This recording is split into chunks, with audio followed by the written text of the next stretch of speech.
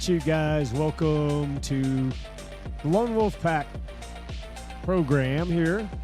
We're going to give you a podcast. I just want to remind everybody here that comes to visit, we're doing this for entertainment purposes only, and we ask that you like and subscribe to the channel if you enjoy what you see. Today I'm going to do a recorded podcast on a birth certificate story that we did a while back, and maybe it'll make sense because when you revisit these things, they have a tendency to make more sense to you as you go through this journey and you hear things in an affirmative manner or a desensitizing manner.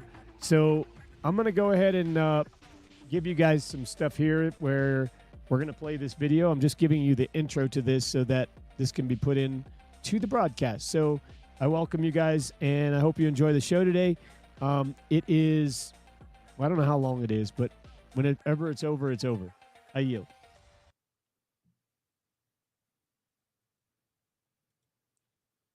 Okay. That wasn't good. Okay, so what I was intending to do here was not that. So I will, what I'm going to do is I'm going to present to you guys. Present to the video file. And I need to go and give you guys the video file.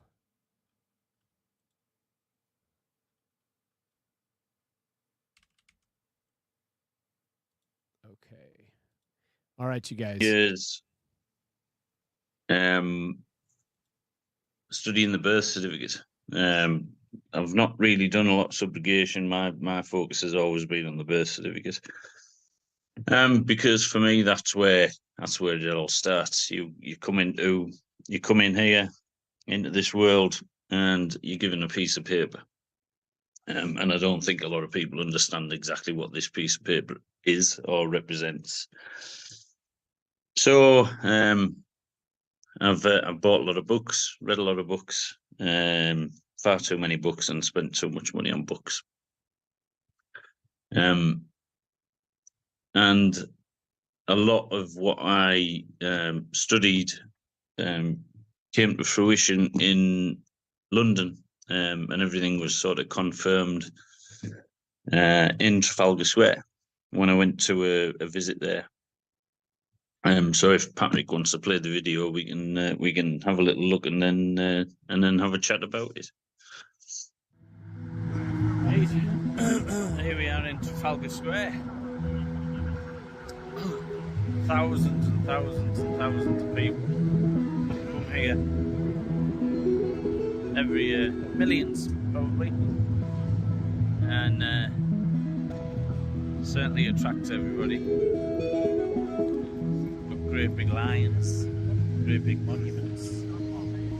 Tucked away in the corner, a little known church called St. Martin in the Fields, and it looks a bit like this.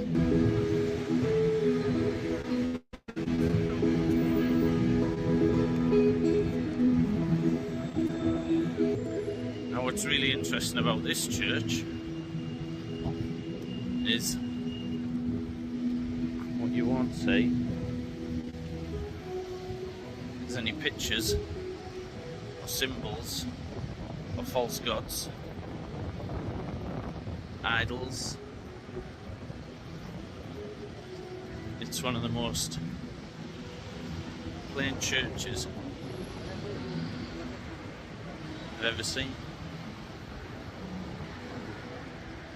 That's because he says you shouldn't worship false idols. So look, there's no stained glass windows.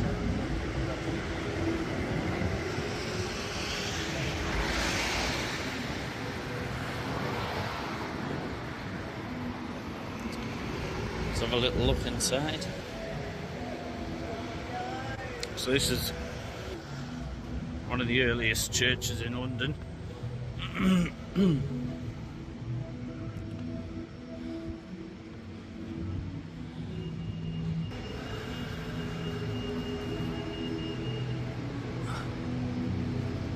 gonna save the best bit up inside.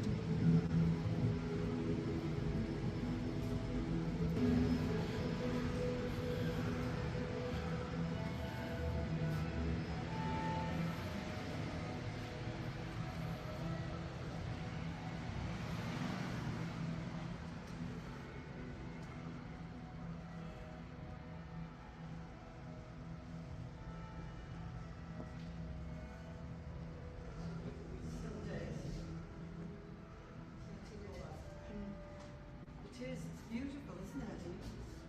Alan would like that.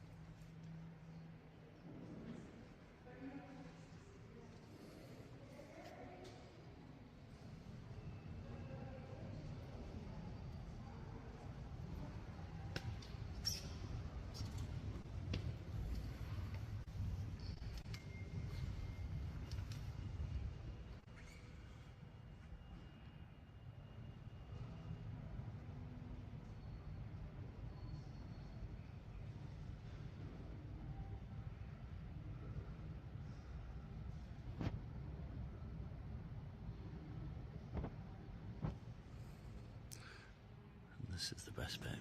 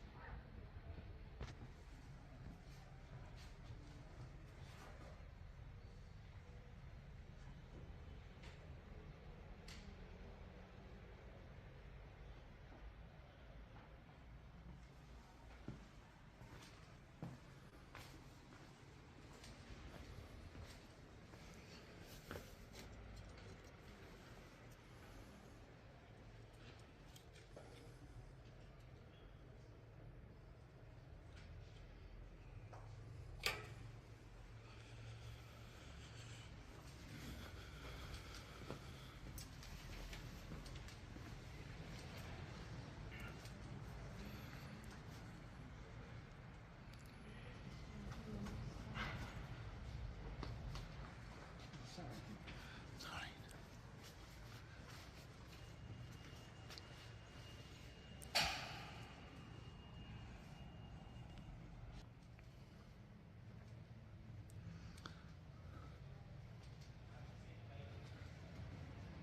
So as you can see, no glitz.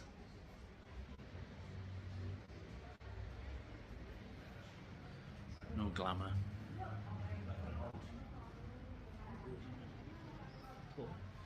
In the middle of one of the busiest places in London. But straight down the aisle in line with the cross.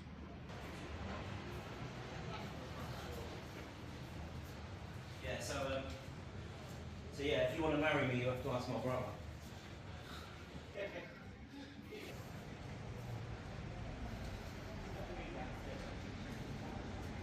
many people notice this. Just all walk past it.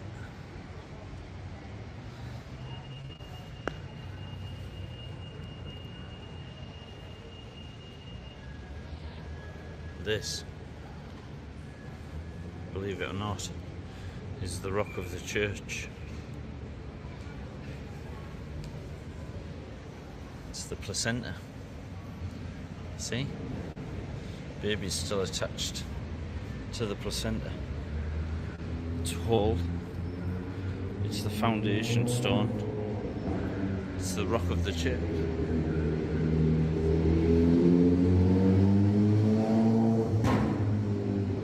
Just next to Trafalgar Square.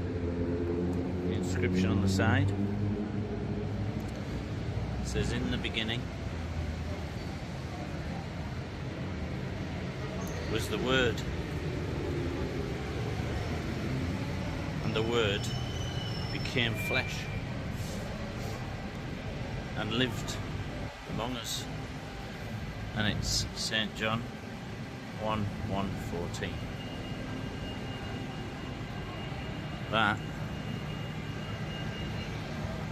is the rock of the church. That proves that the placenta is Jesus.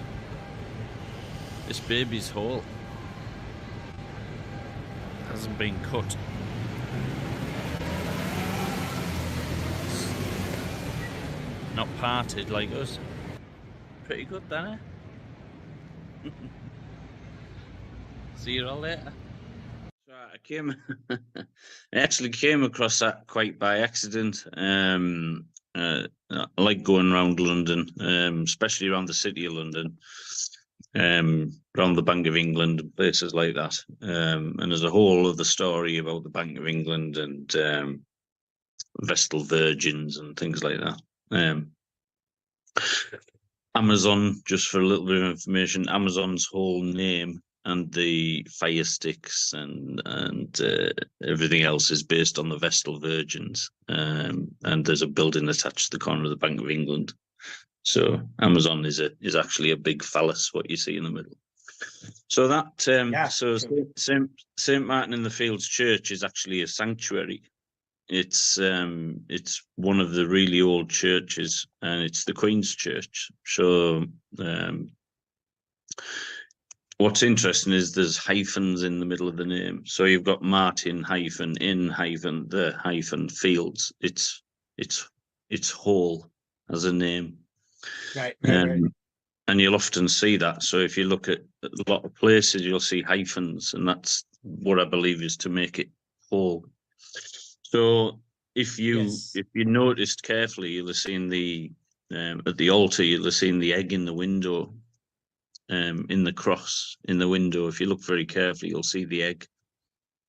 And if you look at a lot of these church things, you'll see eggs. Eggs are everywhere. And the egg is the only place that you were whole. And the word whole or holy simply means whole. That's all it means. So the baby outside of the sanctuary was whole. Whole is undivided, correct? Undivided, uncut. When we are cut, it's seen as a sign you're unholy and you're full of sin. So yeah, let me touch on something really fast for the listeners. The word sin in general, it means without. So sin means without. It just means without. It means you're missing something. So like you look at, I mean, just look at that root of that word right there, and you'll see that a sin is just missing something. You're just missing something. And when you get what we're going to talk about by the end, because I'm going to tell everybody at the end, you may not understand it all and you may not be able to put it all together, but you're going to know exactly what I'm talking about. And you're going to know what happened at the end. So go ahead, Barry. I wanted to just preface the word sin, please. Yep, that's fine. And so, yeah, very important. and since I've done that video, actually only in the last couple of weeks, I've discovered that church or sanctuary is exactly the same as the church that was in the Foundling Hospital. It's the same. The pictures are the same, which, we'll come on to later, but this is really what I've only found in the last couple of weeks. So the story you're talking about like specifically religious photographs that you took pictures of while you were there, like what we saw were so in that the that sanctuary you've just seen is more or less a sort of a replica of that was made at the Foundling Hospital. The windows okay. were the All right. same. It's really cool. Yeah. So the story of Saint Martin was that he was in the Roman army. He was in the Roman army. He was a soldier, and he met a beggar. And he came across a beggar. He got off his horse, and he gave the beggar half of his cloak. So he took his cloak off, and he ripped the cloak in half, and he gave half to the beggar, and he kept half. So there you go, a symbolic of, and I believe that's a trust as well. Okay. Yeah. It's just like a piece of the cloth. Yeah. So he took that off, and that beggar turned out to be Jesus, and came to him in a dream. And when he turned out to be Jesus, he gave up the Roman army. So he gave up being a soldier, and that's the story of Saint Martin. And what you also see in there is you don't see the false gods, you don't see the windows, stained glass windows. You see absolutely none of that. And if you go to, if you've ever been to St. Paul's Cathedral, it's an entirely different place. It's black and white floors. It's gods everywhere. It's a completely different place. Lots of money into it. Yeah. And you have to pay to get in. That place is open for free. You can just walk in. It's got the name of God in Hebrew above the altar. So if you're just seeing the cloud in the roof, that's the name of God in Hebrew, and also the royal coat of arms you see above that. So that tells you how important that church is, that sanctuary is. Downstairs in the sanctuary, there's a chapel, very small chapel, and you can go down there, and you can actually go upstairs at street level, and there's a great big hall, and you can look down into the chapel, and around it is an inscription from Prince Charles when he opened that part of it, talking about the mystery of the church and the mystery of birth. And mystery is a secret. Right. So mystery is mystery means I think in Greek to keep the lips sealed or closed. Yeah, it's something that's sacred or secret. Yeah. Yeah. Awesome. So yeah, the placenta, obviously you talk about being not whole or cut into two, then that's exactly what happens. And at that point, the thing that you abandoned and left at the hospital was the placenta. And if you ever look up, that sculpture on the internet, the guy who made the sculpture, it says it's a reminder of exactly whose birthday you were actually celebrating. So the placenta is obviously really important. That wouldn't just happen. But in this strange world we live in, that's the thing that gave you blood. That's the thing that died for you. And that's how important that placenta is in this religious world. There's a period of time where the baby is 100% reliant upon the mother for everything, and then that transition takes place. So yeah, that I see what you're saying. When that transition takes place, that period of time, it has to be a switch between one or the other. Yeah. And that's kind of being hijacked in a symbolic sense, in a spiritual sense. My dog is making himself at home in the background, but they're hijacking. That's kind of, I mean, that's in the spiritual sense. That's what they're doing in the beginning.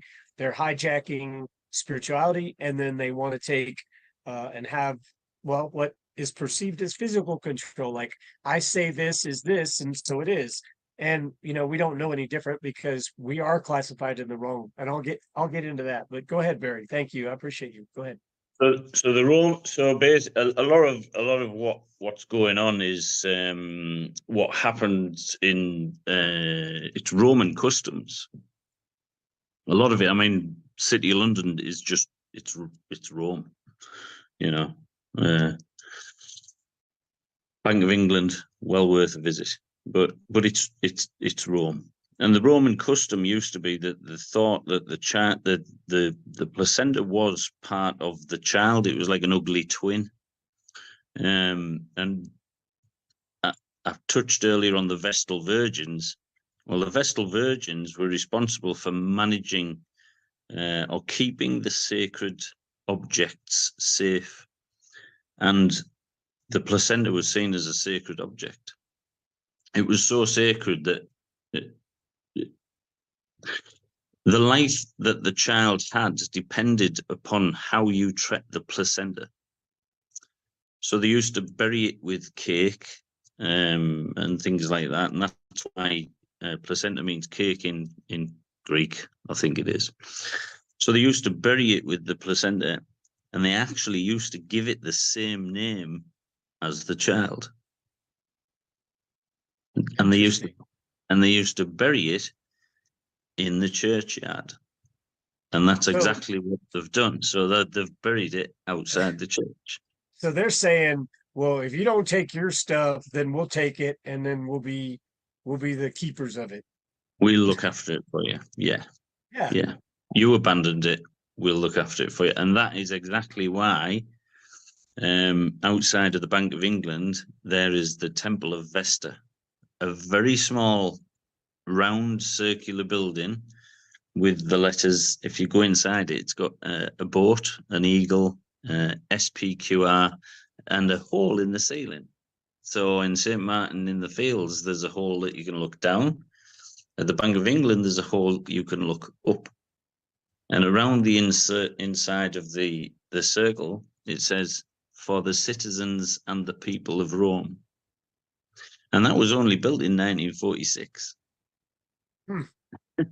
Wow. All roads lead to Rome, right? All roads lead to Rome. All of them. That's interesting. So I'll tell you another thing too. Those locations of those banks, I've done a lot of research into that, but those locations they're hijacked. All that is hijacked buildings. They are on fault lines, and they're on energy fault lines. So anybody can walk into a church and you can tell because of the church, not because it's a church, but because they hijacked the church's location where they had energy cross grid lines, and they've taken that as here's what's happened. Okay. The government took it and said, yeah, go ahead and take it as a church and use it for this. And then they gave them 501c3. And then they're like, now you got to follow the rules. We control you. So that's how everything is being controlled right now. That's how everything's being manipulated. But I just wanted people to know, when you see those type of windows that are concave at the top or they're arced at the top, those were originally, they were power generator stations, and they used to use them with in synchronicity with water. And those beams were conducive of the electricity through, like, they had mercury in the top of the building that would actually transfer the energy down through the building. And they had other buildings that were around it that were solid buildings too, like that. Because you look at them, and like you said, they don't have stained glass in them. that stuff was done way after the fact as decorative. And you guys can go watch. It doesn't really talk about too much about flat Earth, but there's a video called Flat Earth that's out there. And we talk about it every once in a while where the guy he talks about mud floods and things like that, about how the terrain has changed, and much of that is verified. And I'll talk about that more too. But go ahead, Barry. Thank you. All right. Can you pull up a video on YouTube?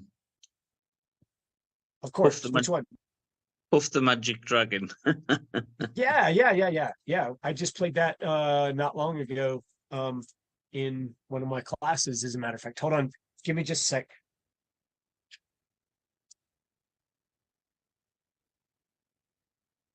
And this So, will give yeah, you Jack- this gives you a really good Jackie Paper. Yeah, this gives you a really good idea as to exactly what's going on and what what they've done and what their view on it is. This one is it says full feature. This one's kind of long though. It's 23 minutes. Yeah, if you just take the bit where he's in the house with the dragon, it's not far in. I think it's only like 30 seconds or something like that in. It's but to break it down is really, really interesting. Just if you ever look in a dictionary, a religious dictionary, the symbol of the dragon is the devil. So hey, hold on, just let me see if I can get this up for you. Hold on.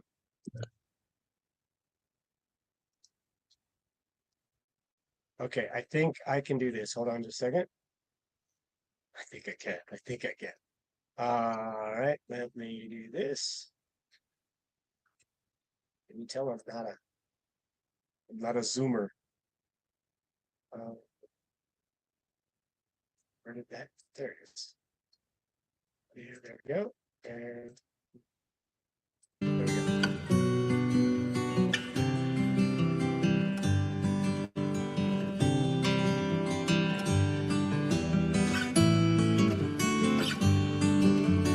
Puff the magic dragon. Is this the right part? I just and frolicked in the autumn mist. I don't think it is. I don't think that's the right one.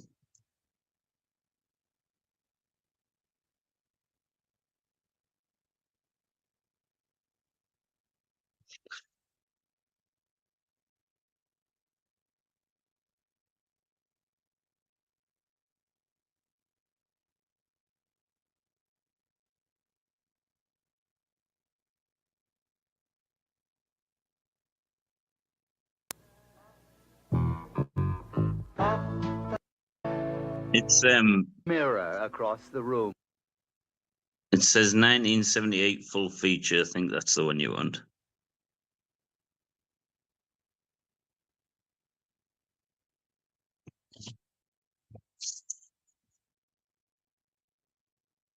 Is Puff looking in the mirror? Is it? Does it say 1978 full feature? Yep. That's the one. I did see a dragon. Me. May I consider that an invitation? I shall have to make myself smaller to fit. No trouble, just magic. I've come to help you, Jackie. To help you, help yourself. Somewhere under all this stuff, glass slipper, Alice's mushroom, Peter's shadow, gold spun from straw, yellow brick. Ah, here we are. Construction paper, a crayon, and scissors.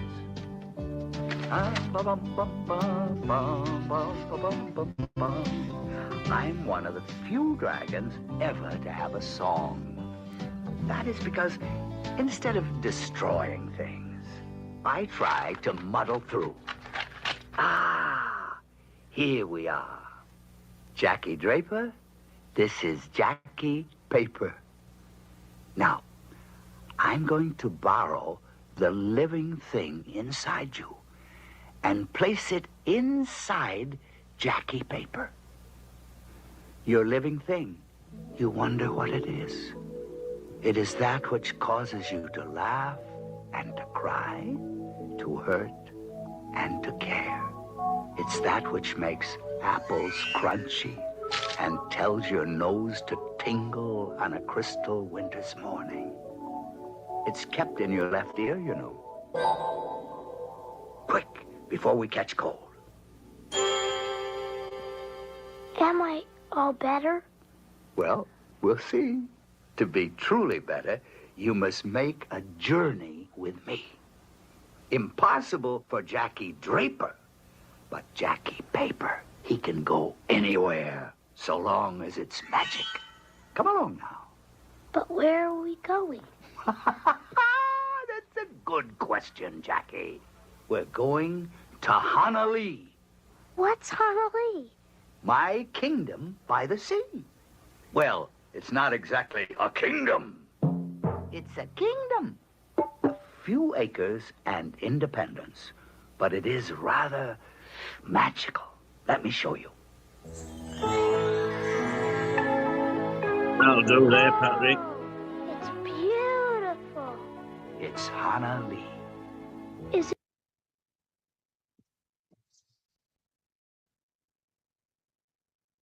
Go ahead, Barry. So, yeah, so I don't know whether you probably got most of that. I love that. I love that clip. So the child, Every yeah. time you watch that, you see something different. It doesn't matter how many times I've watched that. I pick up something different, There's another piece of esoteric symbolism that has been laid there, and people just don't pick up on it. It's like, oh, you see one thing, oh, it's just a normal thing. As a kid, it zips right through you, boom, boom, boom, boom. But as you get older, you start to realize that those things were laid out for you to pick up on, and yeah, whether you catch it or not that's the game. That's the everything's there, and I'm gonna connect these little dots by the time we're finished. I'll connect all these little dots with just what I've found in the last couple of weeks. So for a start, the child's ill. He's poorly. He's of ill health. He's not very well. He looks really sad. And if you notice, the dragon, like I said, the dragon is a sign of the devil. That's what the definition of a dragon is, and that's why, if you look at I don't know whether let me just show you this. This is the entrance to the City of London. He even said, one of the things that he said that caught my attention this time, he says, well, it's inside of you. It's the thing that's inside of you. It's your soul. The only thing that's inside of us is your spirit. Yeah, it's your spirit. Soul. It's your spirit. It's like, I want to take that. And he says it. He Yeah. says it inviting, like, I'm going to save you, while the kid is looking in misery. He's like, I'm going to save you from your misery. And then he doesn't even do it. He just keeps talking and then does it without his consent. Do you notice that? Like, there's no consent at the end. He just kind of, boom, it's in your left ear, and boom, it was done. And he just takes it and throws it in the paper, and that's it. No consent was given. No, like that. So yeah, go ahead, Barry. There was consent given, because he invited him in. He said, "Is that an invite?" Right. Straight in the window. No expressed. Right. No express is what and that's what people are getting upset about. People are saying, well, I never gave you any of that. But yeah, that invite and that non-rejection of the invite is consent and welcoming someone in. Yeah. If you watch the film all the way through, it's got the Wizard of Oz in it, and you saw him pick all of the things out of the case. There was yellow brick. The yellow brick. There was gold spun from straw. Well, that's the Rapunzel story. Whereas if you guess my real name, now this is really important. If you guess my real name, I won't take your firstborn child. That's the story of Rapunzel. And everybody else he pulled out of there, Cinderella, Peter Pan, I think, they're all orphans. They're all orphans or foundlings. Superman was a foundling. So yeah, and if you watch the full thing, you'll see the narrator calls him a rascal. Now, if you look up the definition of rascal, it's a deceiver, a liar, a cheat. So, Interesting. yeah, there's So a few. they're having an open conversation for those with the knowledge Yeah. to comprehend what they're saying. It's not hidden. It's just esoteric, or it's not comprehended by everyone because of the lack of knowledge. My people will perish for lack of knowledge. Yeah. So I'm gonna show you the dragon. These dragons are in the city of London. So this is the entrance to the city of London.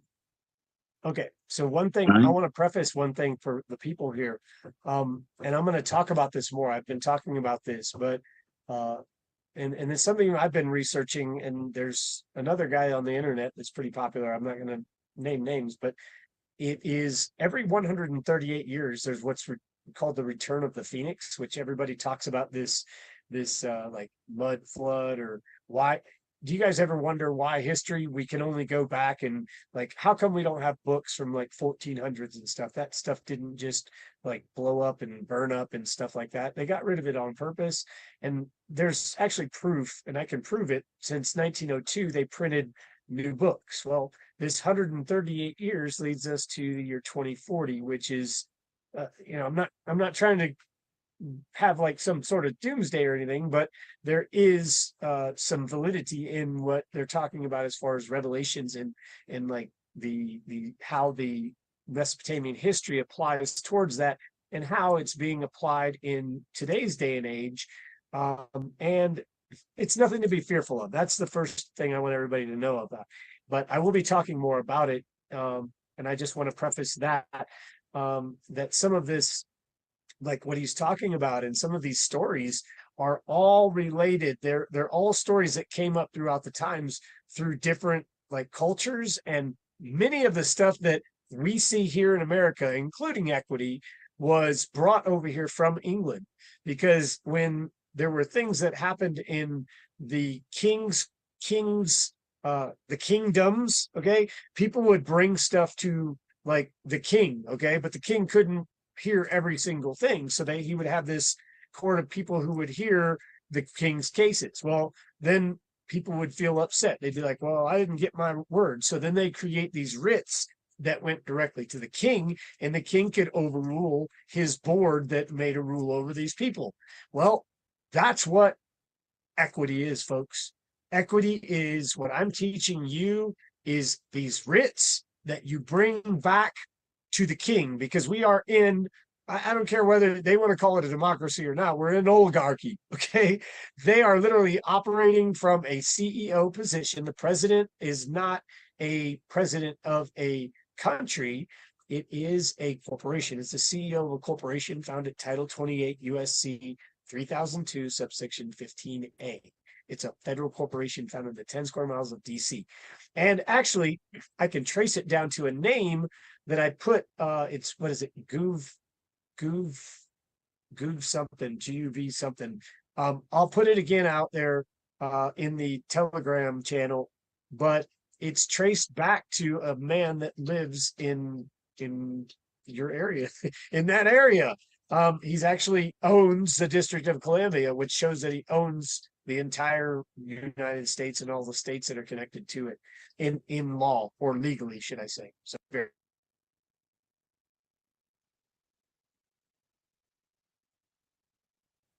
You there, Barry? Yeah, I I'm didn't put still you to here. sleep. Yeah. Okay, go ahead. So going back to that dragon, this is the entrance to the city of London. It's one of the 7 pillars. So there's 7 gates, or used to be 7 gates to the city of London. And obviously you've got the upside down crosses. 1, 2, 3. These are all upside down crosses. And just behind it, you've got this little fella, and called an infantry soldier. And I'll tell you why all this connects together. Because the placenta was the infant, and this is an infantry soldier. And do you remember I said that St. Martin in the Fields was in the Roman army? He was in the Roman army. Yes. Well, this little logo here under this infantry soldier. See that? Yes, I do. You want to look at my birth certificate?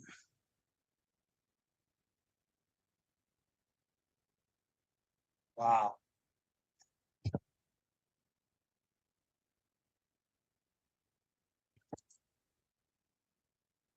So when you look at the word birth, because you've always got to look at things at the time. So in my eyes, what happened was from the 1770s, they were going to end slavery. They needed some other system.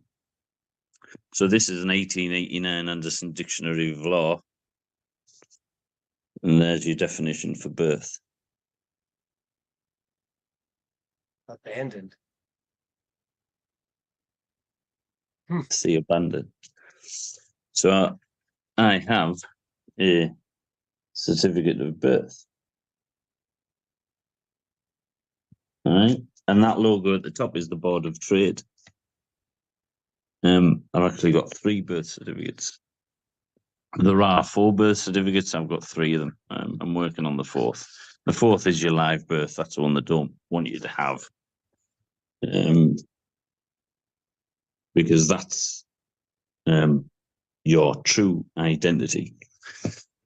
So we've gone on to St. Martin in the Fields Church, the sanctuary.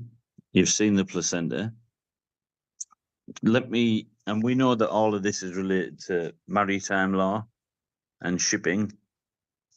HIPS is an anagram of ships, birth canal, naval, seaman.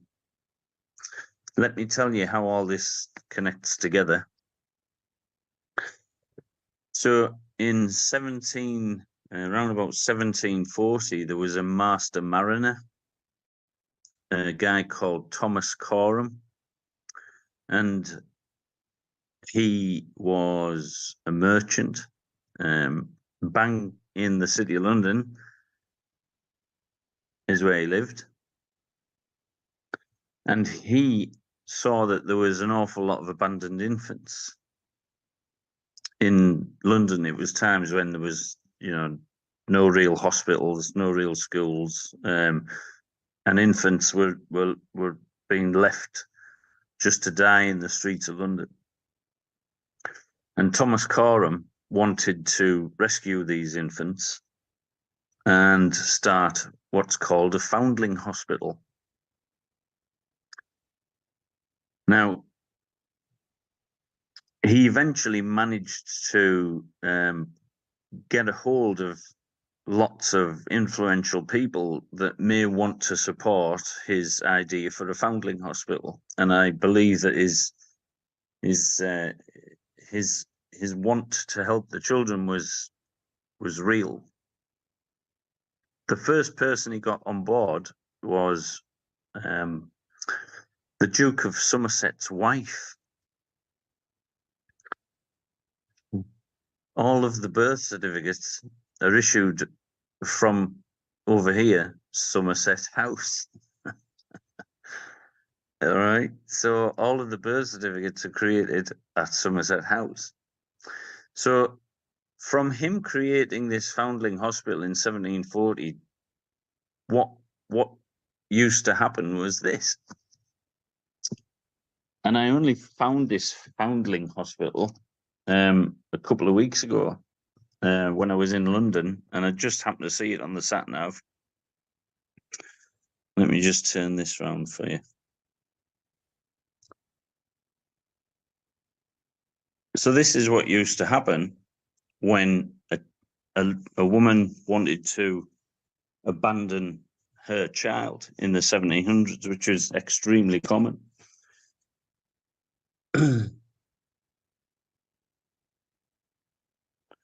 So on admission at the foundling hospital, each baby was given a unique number. The baby's basic details, including the approximate age, sex, and any identifying marks, were recorded on an admission billet. billet is a very interesting word. Billet is a ticket on a ship. The child's details were then entered into the general register, and we have the general register office. All right. Before they were christened and given a brand new first name and surname, so they changed the first name and surname. They gave the child a brand new first name and surname. This new identity purposely broke the link between the parent and the child. So they did that to legally separate them from the natural parents. And it protected the mother's anonymity. Only if a claim were made would the child's identity be revealed. The babies were immediately sent to nurses or foster carers who lived outside London, who were paid to look after them. So basically what they used to do was they used to take these children and ship them off around the country to other nurses who used to look after them. But the point is, they were given a brand new identity, a new name and surname. Now, the Foundling Hospitals closed in 1940. They had been going from the 1400s all around Italy and places like that. And I have here my short form birth certificate. Now, on my short form birth certificate, it has this. And you can see that. So 1 and 2, Elizabeth, 2, CH20. I can see that. Yep. Now, if you pull this up, what they've done, this is it.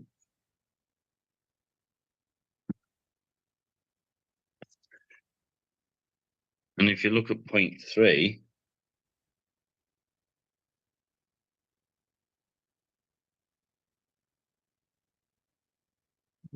Interesting. so what they basically used to do was they used to give the mother a receipt. So they used to lock the child's real identity. They used to change the real identity, put it in a box, lock it away, and give the mother a billet. And that billet was a receipt. And that receipt so this is the Foundling Hospital Act. See that? Dude, yes. That same symbol. The same symbol. Isn't that the same symbol 1953. that was in the church? Look at this. For a short form birth certificate. Wow. Okay. So the short form birth certificate, I could never ever understand why it had this phrase on the bottom, but now I do. So on the birth certificate, there's a something here which says,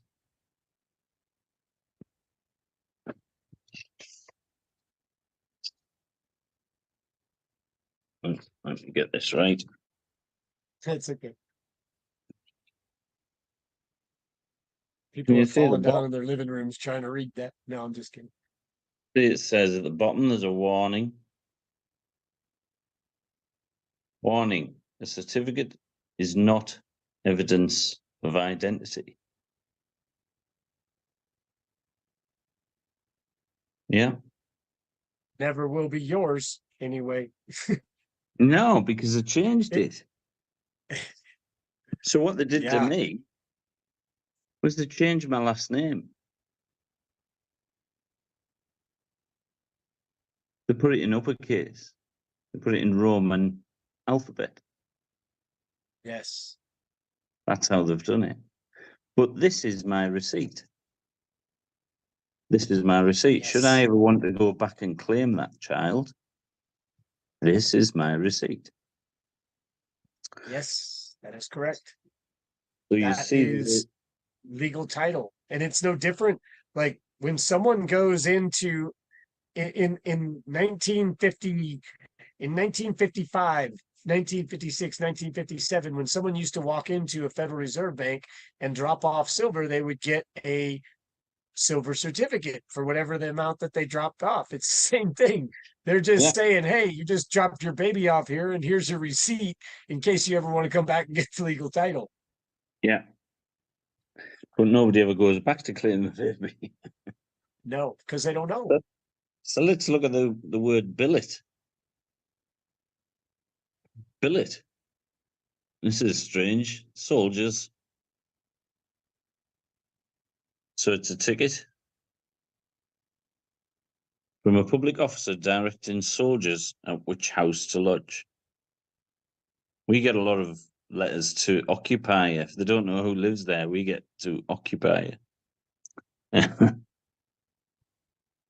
that issues billets to soldiers. So we've now got infantry, the infantryman, and I'm going to show you one more thing. This is gonna put it all together. So here I've got a book of records of merchant shipping and seamen.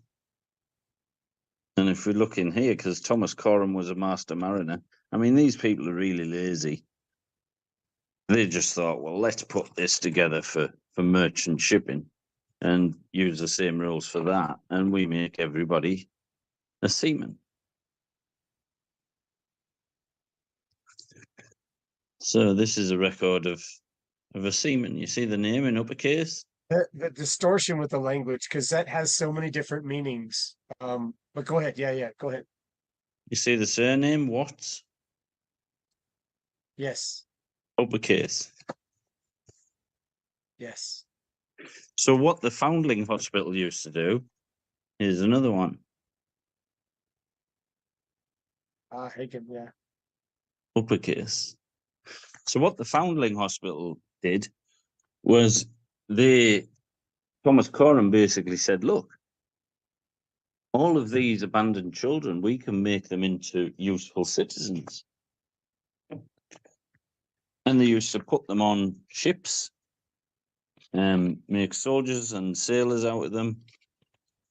And the people that ran the Foundling Hospital used to name the governors, they used to name the children after themselves initially. So they said, well, we've got to change the name, so let's name them after ourselves.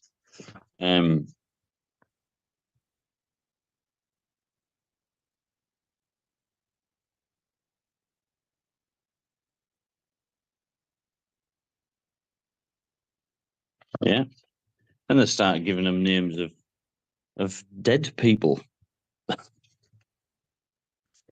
So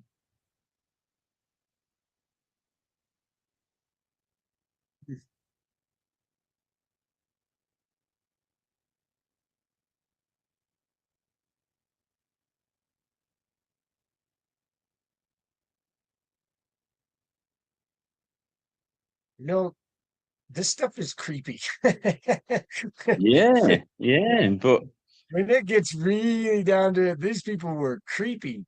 They no, just this is creepy. So we're back to infantry again, and look what he says. This is Thomas Coram's book.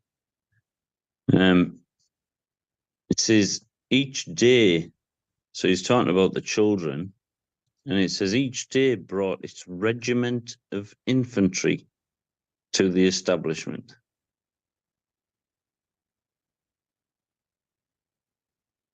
those are the infants, right? The kids, The the infants, babies. yeah. And they started then naming them after the creeping things and beasts of the Whoa. earth. Now, I what does it swear say to in the you, folks, Bible? I did not even know that creepy word was there before you brought this up. I swear to you. Oh my gosh, that's weird. All right, Beasts of the earth. beasts of the earth. And there, at the bottom, it says, the present practice, therefore, is for the treasurer to prepare a list of ordinary names by which the children are baptized. Wow. So, what they've been there is Mr. Thomas Coram. So basically, I think what happened was the bankers got a hold of Mr. Thomas Coram's system and said, you know, this could be, he could be onto something here. And they kicked him out. They actually kicked him out, and he used to be found trying to feed the children through the gates, and he actually ended up penniless.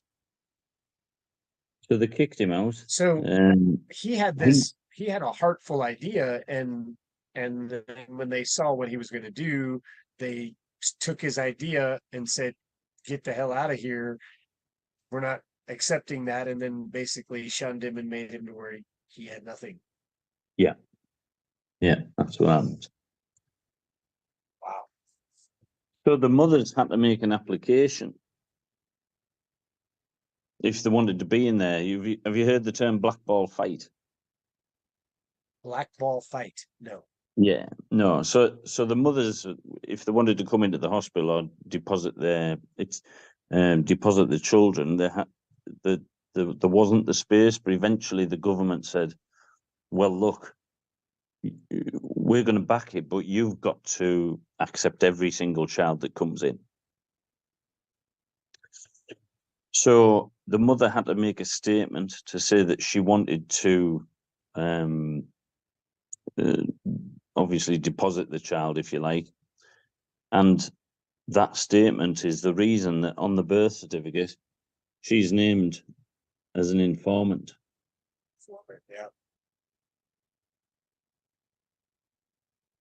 So these certificates, these certificates here, we have a short form, I have a long form, and I have an overseas birth certificate.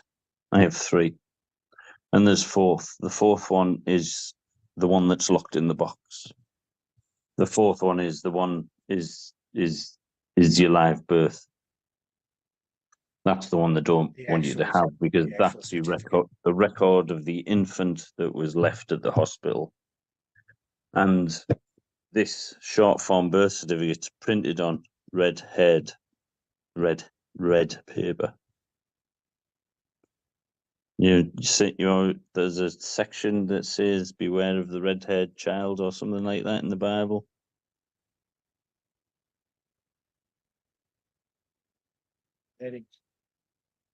Interesting. Interesting. So, you know what? There's probably people watching this, or will watch this, that will pick up other things too that they've noticed on maybe their stuff, or they'll grab their birth certificates now and go, "Wait a second, when I want to check mine to see if," because I assure you, people are from all over different channels and different countries are listening to what we're doing here. So go ahead. So the children that came were sinners. They were seen as sinners. Thomas Coram was a church goer. And the children that came in had to be baptized. So they were given a new name, completely separated legally from the mother and the father.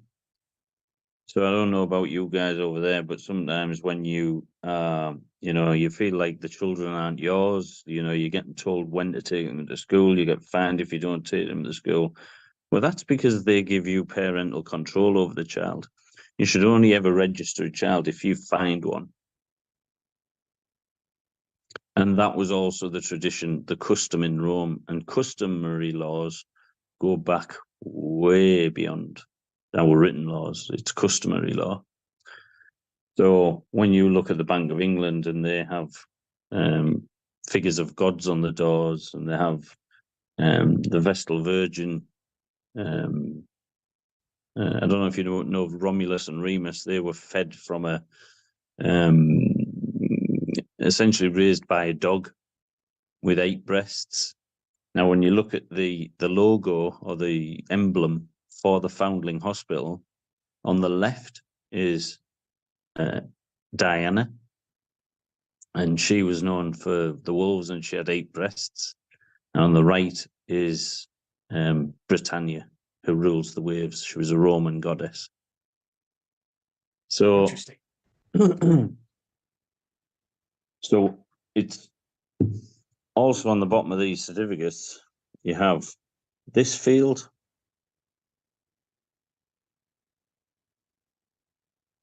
name given after registration, and it's always empty. And the way that you can fill that field in is by, here in the UK, there's 2 forms. There's 2 blue forms. One of them is a name given in baptism, and one of them is a name not given in baptism. So until you do this, this form isn't complete. The other thing is, a child was never accepted into the family until it has been given a name. Yep. So you've never That is accepted true. a child into the family. That's true, and that's true here too. I'm going to show you guys by the end of the thing here. We're going to show you a whole bunch, but I'll show you that too, and how we fix that. So the name given in baptism is she didn't want to give me that form. The registrar did not want to give me that form. And I stood in the registrar's office and I said, look, there's a public notice here that says that you have to give me that blank form. They would give you the name given in name not given in baptism form, no problem. The name given in baptism, they didn't want to give me. No, that's just for churches. Just in, it's for the churches, so you get baptized. It isn't. You can do a private baptism. Yeah, they don't want you doing private. But what's really interesting, I haven't got the form with me, is that on the back of that form, there's a red notice, and that red notice says that whoever holds the register for the child will be entitled to a fee of £1. Isn't that child trafficking? Well, it's an offer to participate in it if you wanted. But the point is that it's following exactly what they did in the Foundling Hospital. So as soon as they came in, they came in, and because they were sinners, they then had to be baptized, and you've got all the same format on the form, and that step has never happened. But the fact that we registered them in the first place and they got a certificate of birth means that they are abandoned. They're abandoned. Yeah. So I mean, that all makes sense. It all makes sense when you say, okay, so you're born into sin. They put you into sin. You're born without a name. Yeah. So then they assign you a name in infantry. Yeah. As a piece of the property. You're seen as a soldier at war. That's what you're seeing. Yeah. You're not at peace. Property. And you remain abandoned. You're and then you take something without a name Jackie is paper. a thing. Yeah, it's just a thing. If you don't have a name, you're just a thing. Right. And then if somebody takes up and adopts that persona, and then you put that little boy that's in that persona in front of a serpent that says, here, let me take that thing out of your left ear and just throw it into this, and that will make you complete again. That's the same paradigm that you see people living through every single day in their life. They have your soul in the box. That's the way that they look at it. So in that chest, in that private, so you're given a private mark. And this birth certificate, this short certificate of birth, is the only way that you can reclaim that, your real identity, which is why, and that's the one that you were given at the hospital. So the form that's completed at the hospital is the BNF01 form over here. It's called the birth notification form. And literally, I think what they've done is, we know it's a fictional world. We know it's all fiction, but that name isn't yours. And he who creates owns, and they created the name, and you're using it, and you got your passport with it. And they told you not to. There's a warning right on the bottom. Warning, Yep. This isn't you. Yep. It's not identification, Jackie. This isn't you. There's a warning there. I'll give you the information. There's actually we don't have to do forms. We don't have to do forms. They have a form that he's identified, but we don't have to do the forms. I'll show you some information on that though, Mary. No worries. And I see your hand. Can you hang loose until we're done with questions? Or okay. So I will get to your questions, and all of your, if you guys have questions, we will answer them. But let's wait until the end. So go ahead, Barry. There's there was also, let's see if I can find it. There's also some birth certificates you've seen that are marked on banknote paper. Yes. You've seen I that? actually have my son's is American banknote. Yeah. I did a article on that where it says American banknote, and they ran out of that paper. That company ran out of security paper, because that's all it is. It's just security paper so that it lasts, it's enduring. It's made of cotton and other fibers. But Yeah, American Banknote Company. These things are contracted. Yeah, they never started making sense to me until I started reading securities dictionaries, and securities dictionaries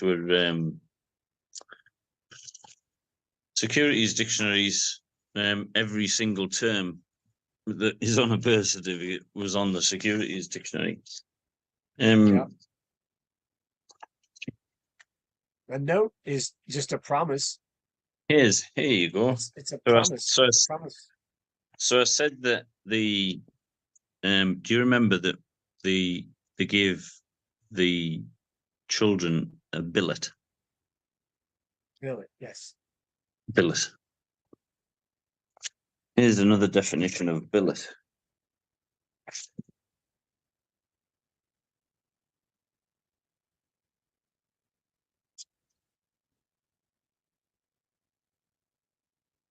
Jewish red on it. Occupational name for a banker or money changer, from German billet note, banknote. Wow, if that doesn't tell it.